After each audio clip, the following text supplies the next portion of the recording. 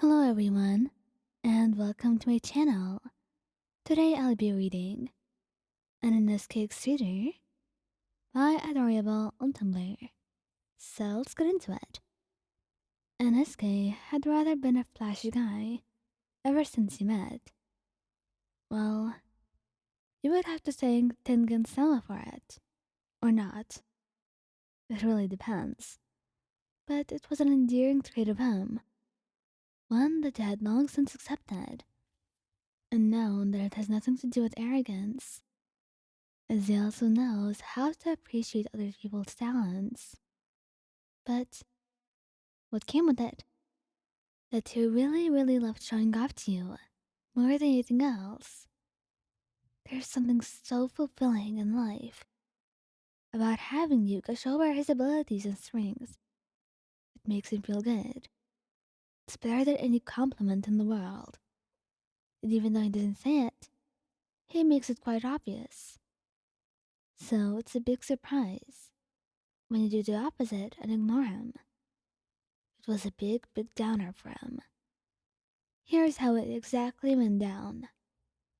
Tanjiro, Zenitsu, Inosuke, and you just happened to finish a mission, and all of you guys were really tired. So, instead of just going back home, they decided to just rest the night at Hisa's, who gladly welcomes you all into her house once again. And after taking a bath and changing clothes, Tanjiro and Inosuke are helping Hisa prepare meals. Probably just Tanjiro, to be honest. Zenitsu is clueless for the most part, and Inosuke would just try and eat everything. So there was not much help going on. Inosuke would notice that you're missing though, and begin to look around for you. And well, you just so happened to be outside with Zenitsu, whose face is completely beat red, because you were complimenting him on his fighting style during the battle. You guys are a bit too close to your comfort as well. And Inosuke, well, he didn't like that. He heard and saw this and was not very happy. And as such, comes his next action. He pushes the door to the house wide open and frantically rushes outside to where you both are. Hey, I should be the one you're complimenting, not this loser. The shirtless boy runs out of the house, flailing his arms around as he charges towards you, and poor Zetsu, who yells in surprise. He didn't even do anything. Where the hell did you even come from? Zetsu yells back at Inosuke, who's now standing in front of you both. He looks at Zenitsu, then at you, and then back at Zenitsu.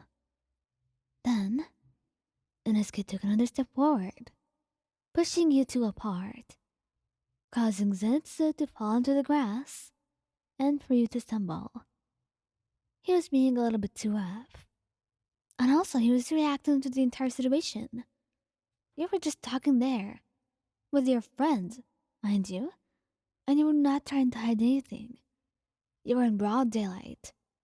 So it didn't seem like the perfect place to do something if you really intended to be sketchy.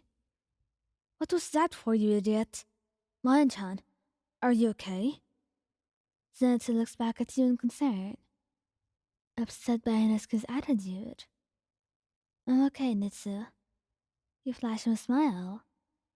And the nickname only angers Inosuke more. Nitsu? How could you call him that? You shouldn't even be talking to him right now, let alone calling him Nitsu instead of Zenitsu. There was a huge difference. Ha, Nitsu? The hell is that?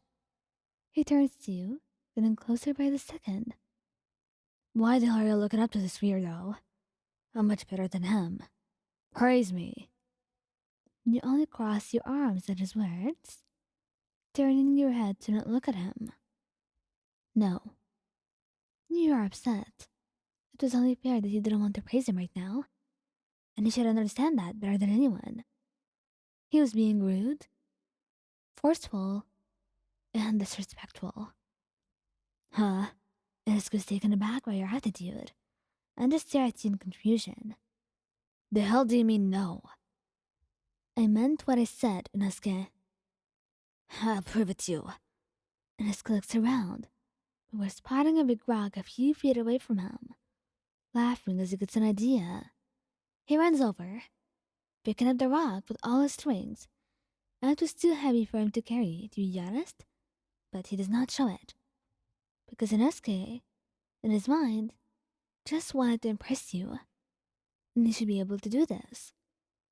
And so, he picks up the rock with a loud grunt before slowly trudging towards you. The rock held up high over his head as he flaunts a cocky expression. Inosuke, put that down.